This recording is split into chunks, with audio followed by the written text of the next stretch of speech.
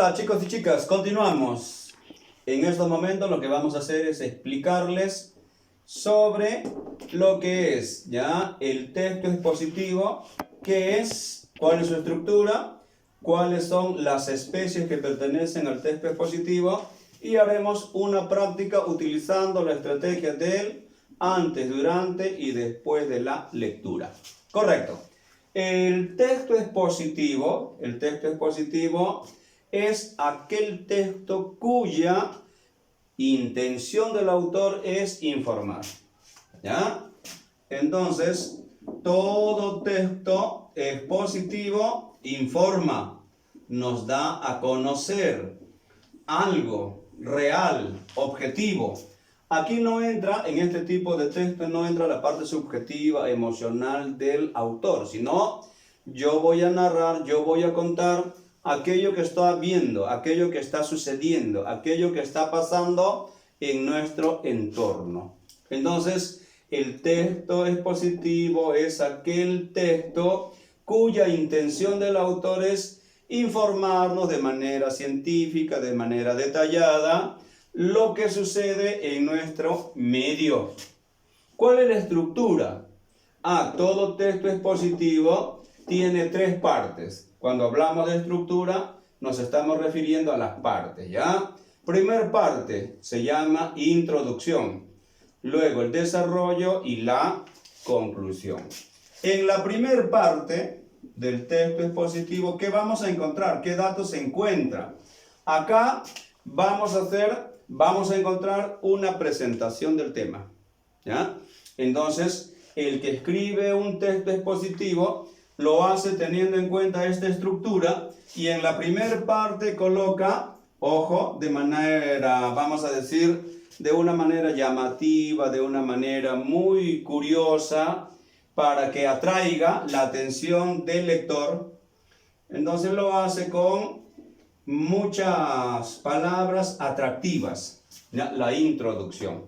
Acá se presenta al tema del texto. Luego, el desarrollo, que viene a ser este tema que he presentado, lo voy a explicar. Hago una explicación detallada, rigurosa, científica de lo que voy a explicar. Si por decir, si yo voy a explicar sobre lo que es el SIDA, entonces diré su concepto, luego voy a decir cómo se contagia, luego voy a decir formas de prevención y de esta manera, así, de forma ordenada, secuencial, se elabora el desarrollo del texto. Y en la tercera parte del texto expositivo le vamos a llamar la conclusión. ¿Qué viene a ser? La conclusión viene a ser una síntesis de todo lo que yo he hablado. Las ideas más importantes las voy a sintetizar en esta última parte entonces del texto llamado la conclusión. Lo que hace el autor es colocar como a manera de resumen, como a manera de síntesis, las ideas fuerza, las ideas más importantes que he explicado. Ahora, en relación a las especies expositivas, acá tenemos dos modelos, ¿ya? Por decir, aquí tengo un texto, un libro, una lectura de el Ministerio de Educación. ¿Qué encontramos aquí? El estudiante que encuentra, ojo, encuentra datos para informarse. Aquí hay información.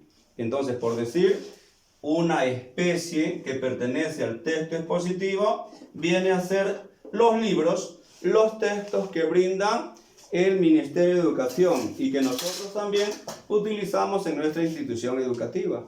Los profesores a veces piden de repente un texto para el área, un diccionario. ¿Qué encontramos en un diccionario? Encontramos pues información. Información. Muy bien. Ahora tenemos otro modelo.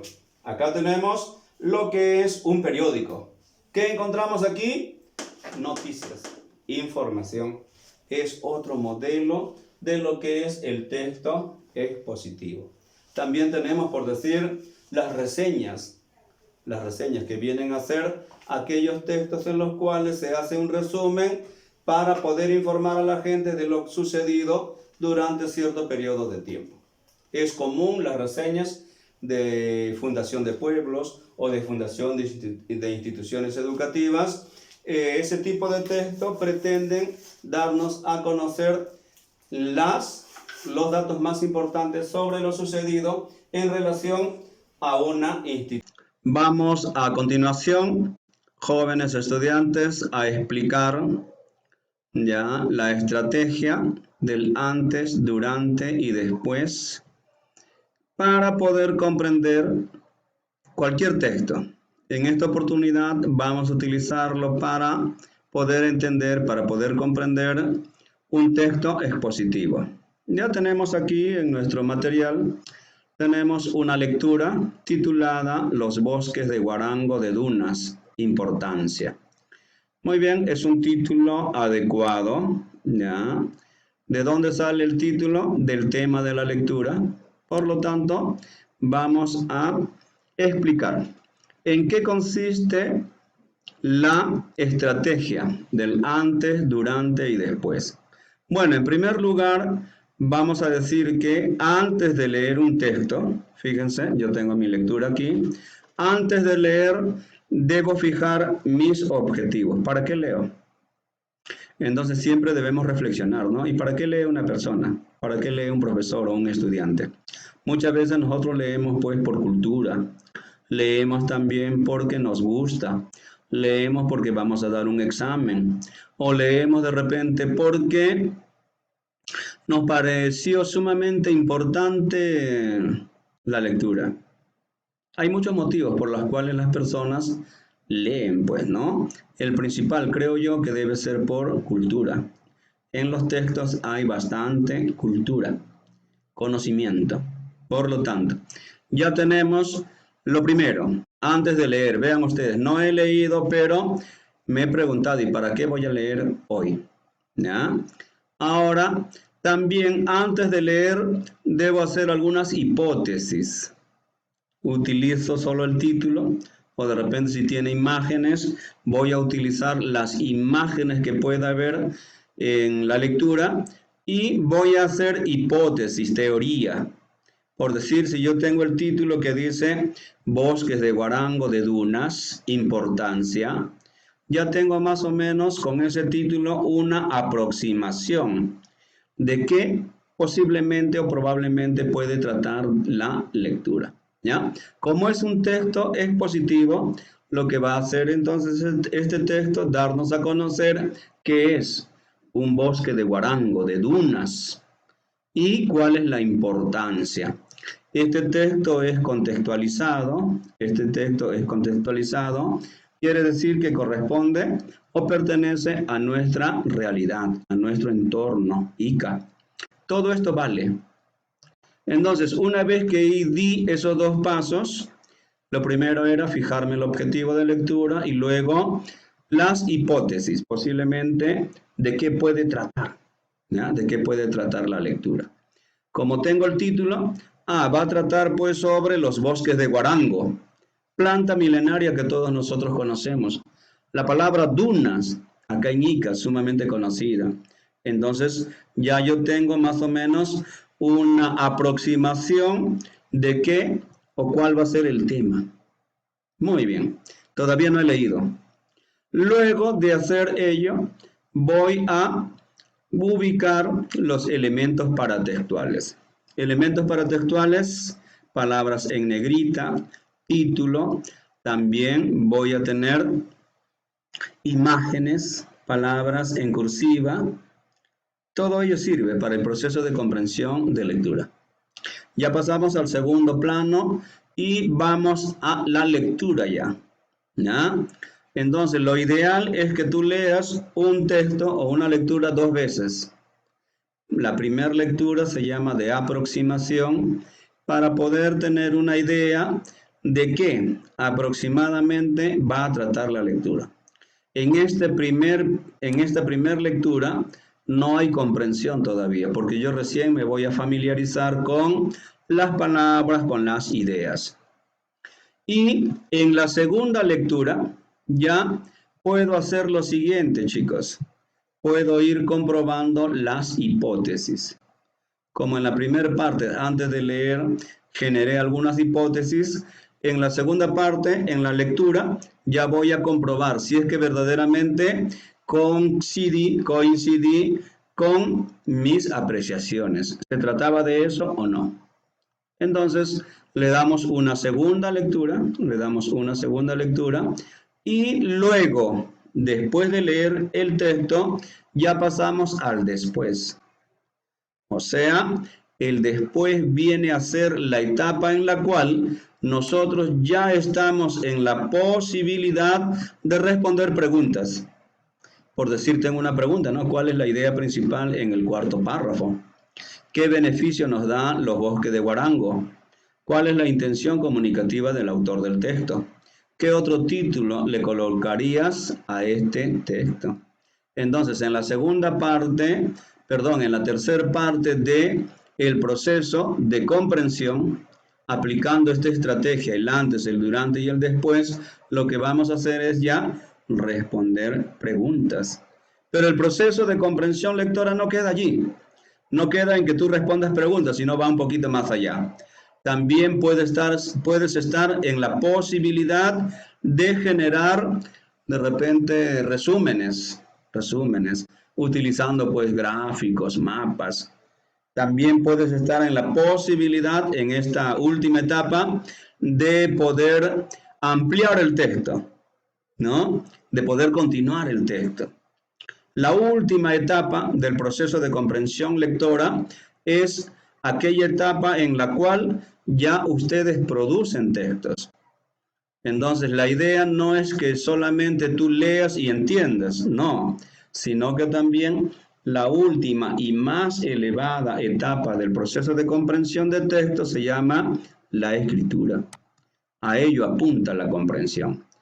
Una persona que lee ordena sus ideas. Una persona que lee está en la posibilidad de poder escribir. La lectura nos da eso, nos da orden de ideas. Muy bien, vamos a continuar entonces. Tenemos este texto titulado Los bosques de Huarangos de Dunas, importancia. Alguna vez hubo dunas con guarangos en el río Ica. Fíjense chicos, río Ica. ¿Qué hubo allí? Dice, alguna vez hubo allí dunas, cerros con guarangos en el río Ica. Ahora, ¿cómo está? ¿Hay dunas? Muy bien. Desde Guadalupe y Subtanjaya hasta Ocucaje. Nosotros que vivimos en Subtanjaya, ojo, y ustedes que a veces pasan por la Panamericana, se pueden dar cuenta de que Subtanjaya es una duna, es un cerro. Y antiguamente, antes de su población, aquí habían pues muchos árboles de guarango, gran cantidad, y se han tenido que matar para poder construir pues casas, ¿no? ¿Qué pasa hoy en día? Hoy solo se pueden encontrar pequeñas especies fragmentadas, con la mejor sección al sur de Huacachina. Nos vamos a Huacachina, allí encontramos muchos bosques de dunas de guarango. Muy bien.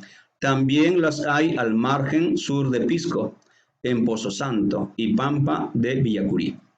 En estos lugares hoy en día todavía se puede apreciar lo que es los bosques de guarango en Ica. Dice el segundo párrafo, los bosques de guarango de duna son una de las manifestaciones más extraordinarias de la resistencia de las plantas en el mundo. Son capaces de sobrevivir solos en el desierto, sin lluvia, bajo el sol abrasante, aparentemente desafiando la escasez del agua.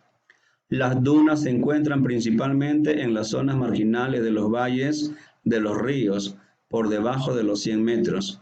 Las dunas pueden tener hasta 60 metros de alto y lo que parecen árboles individuales pueden ser los vástagos de un solo guarango parental, profundamente enterrado en la arena. La canopia es siempre muy baja en este tipo de bosques, menos de 10 metros. Las dunas de rebrotes, vástagos, se forman cuando se cortan los árboles, generalmente para combustible, y estos rebrotan como árboles de múltiples tallos que acumulan arena y hojarasca traídos por el viento, forjando montículos de generalmente no más de 10 metros de altura. Si se cortan los árboles de manera inapropiada o con demasiada frecuencia, se mueren. Y finalmente la duna colapsa y es poco a poco esparcida por el viento. Los bosques de guarango de duna juegan un rol importante en Ica, ya que protegen al valle del avance de las dunas de arena, que son empujadas por los fuertes vientos occidentales y por la paraca. Si se talan los árboles, la arena se viene abajo y cubre la tierra fértil de los cultivos, además de proveer guaranga, su fruto, y miel de abejas de manera sostenible. Estos bosques proveen refugio para murciélagos y avispas y ayudan a mantener a los cultivos libres de plagas, y ofrecen un refugio para la gente que busca alivio del calor y quiere sentarse a la fresca sombra de un árbol en medio del desierto. Hemos hecho una lectura de aproximación. En la segunda lectura ya nosotros vamos a estar en posibilidad de responder preguntas. Por razones pedagógicas, entonces vamos a indicarles qué es lo que vamos a responder. La primera pregunta, siempre nos van a hacer, ojo, para el proceso de comprensión, estas preguntas, ¿no? ¿Cuál es el tema? ¿Cuál es el título? ¿Cuál es la idea principal? Siempre, ¿no?, van a venir este tipo de preguntas. La primera de ellas dice, ¿cuál es el tema central del texto? Profesor, ¿y cómo hago? Chicos, ¿cómo hacemos para identificar el tema central de un texto? Una vez que he leído el texto, me pregunto, ¿no? ¿Y de qué habla? ¿De quién habla? Me ayuda mucho, ojo, me ayuda mucho el título, por decir, ¿no? Si mi texto dice, ojo, como título, bosques de guarango de dunas, importancia, entonces quiere decir que mi texto está hablando de ello.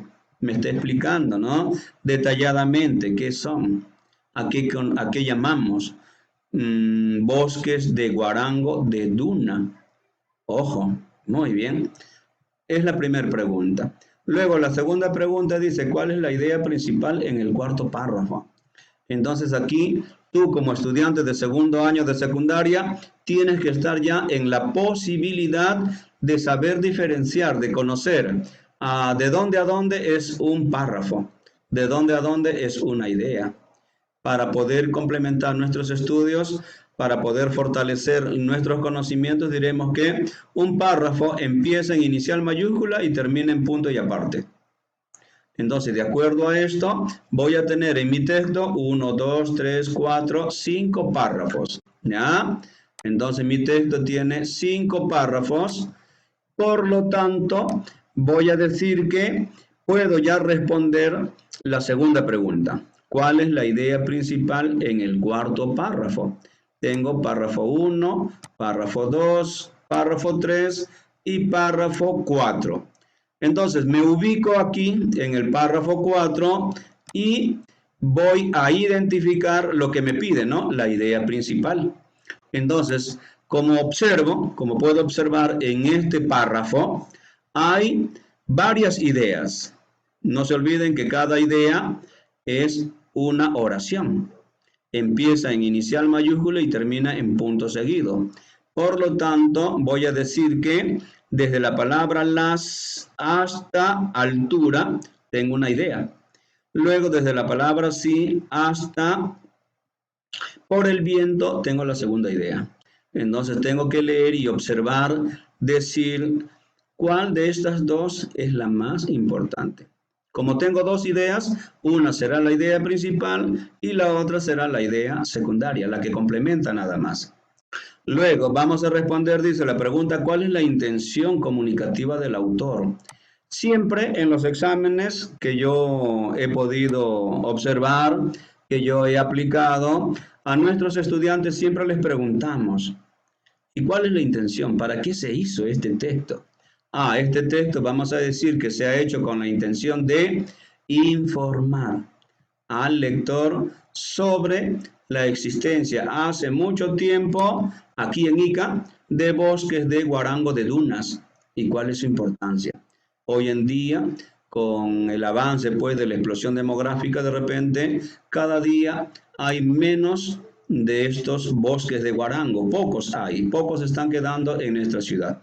Está avanzando la explosión demográfica y también hay muchas personas inescrupulosas que talan estos guarangos con el fin de elaborar carbón. Muy bien. Y luego la otra pregunta que siempre viene, ¿ya? En algunas oportunidades los textos pueden venir con título o sin título. Si viene con título, a veces nos preguntan adicionalmente, ¿y qué otro título le colocarías a este texto? ¿Y con qué intención te hacen esa pregunta? Con la intención de que tú puedas responder cuál es la estrategia que se utiliza para colocarle el título a una lectura. Entonces, ¿de dónde sale el título? Del tema. Si yo identifico el tema, de allí voy a colocar el título conveniente. Entonces, no puedo poner un título al azar, sino tengo que colocarle de acuerdo al tema que aborda, al tema de la lectura. Y en relación, chicos y chicas, a la estructura del texto, entonces observo que tiene 5 párrafos. El primero de ellos será la presentación. Luego el segundo, el tercero y el cuarto van a ser las explicaciones que se da sobre el tema. Y el párrafo final viene a ser un resumen de ideas. Muy bien.